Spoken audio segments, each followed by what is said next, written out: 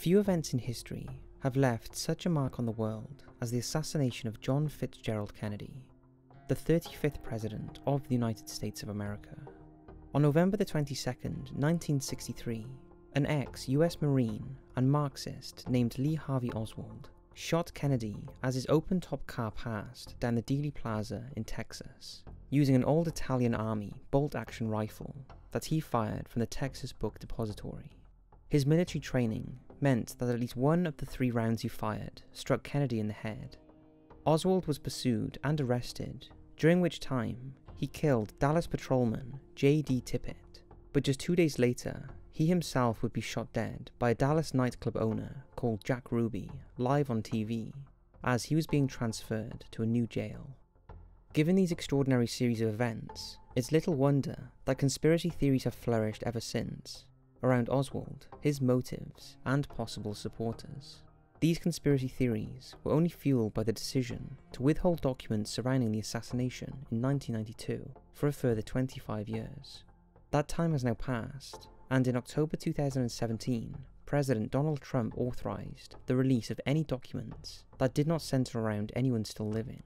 At least 2,800 papers have thus far been released, shedding new light on the whole affair, but at the same time, raising even more questions. Here are just 5 of the new revelations that have come to light. Sit back and enjoy.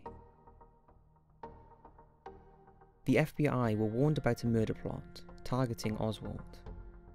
The day after the assassination, the FBI received a phone call from a man whose voice was described as being very calm.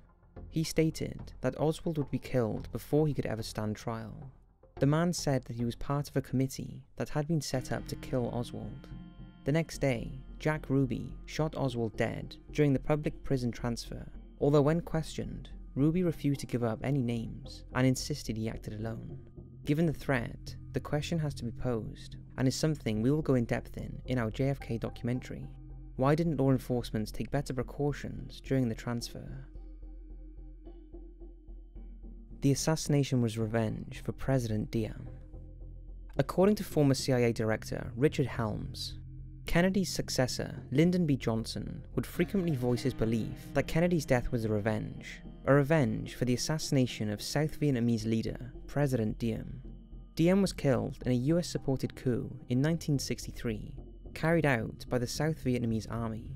His apparent favoritism towards Roman Catholics in the majority Buddhist country caused instability, and his lack of action in combating communist forces meant he was undesirable as a partner in facing the communist North Vietnam.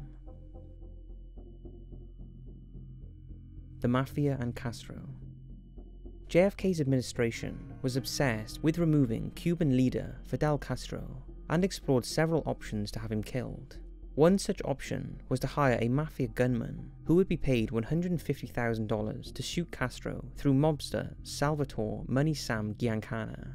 The CIA consulted with Giancana, but JFK's brother and the US Attorney General Robert Kennedy scuppered any further dealings with him because he feared that it would leave the government open to blackmail and prevent any prosecution of Giancana and the leaders of his organization. Many conspiracies surrounding JFK's assassination have involved either the US government or Kennedy's own family having links with the underworld. Giancana would himself die under controversial circumstances after he fell from power and was shot on June 19, 1975, shortly after police protection of his home had been withdrawn. Oswald and the KGB. It's long been known that Oswald had tried to immigrate to the Soviet Union, but his application for Soviet citizenship was rejected. A self-confessed Marxist at a time when the US people were generally hostile to such political beliefs, he lived in the Soviet Union while his application was being processed and entered into a relationship with a Soviet woman whom he married and had a child with before the 3 of them moved to the US in 1962. Despite returning to the US, the newly released documents appear to show that Oswald continued to have contact with the KGB, the Soviet Union's equivalent to the CIA. The documents show that 2 months before Kennedy's assassination, the CIA intercepted a call that he had made to the Soviet embassy in Mexico City. Oswald spoke in what the report said was broken Russian to a well-known KGB officer based at the embassy, who was also a member of the KGB's 13th Department, also known as Department 13. This department was said to be involved in an assassination and sabotage operations, although primarily against former Soviet citizens who defected to the West. Just over a month before the assassination, he called again and identified himself to the guard who answered, and then asked cryptically, "Anything new concerning the telegram to Washington?" However, if the Soviets were supportive of the assassination, they weren't oblivious to the threat of discovery, or the risks of the general US population that they were somehow involved.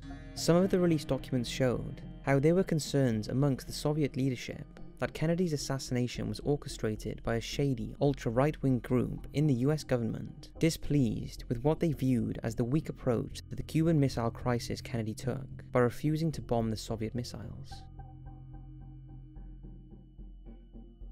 Hoover feared conspiracy theories. The head of the FBI, John Edgar Hoover, wrote a memo dated the same day that Oswald was shot, stating that he believed the American public would either not believe that Oswald acted alone, or that he was even responsible for the shooting at all. Oswald himself said to the press while in custody, "They've taken me in because of the fact that I live in the Soviet Union. I'm just a patsy. No, I have not been charged with the assassination. In fact, nobody has said that to me yet. The first thing I heard about it was when the newspaper reporters in the hall asked me the question." Hoover wrote, "The thing I am concerned about, and so is Deputy Attorney General Nicholas Katzenbach, is having something issued so that they can convince the public that Oswald is the real assassin."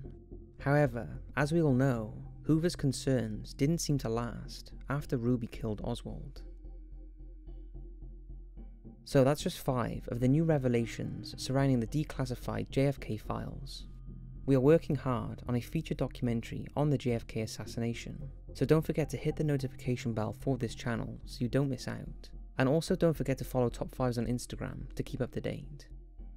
Thanks for watching, and I'd love to know if you were satisfied with the released documents, or if you think there are still many unanswered questions. I'll see you in the next video.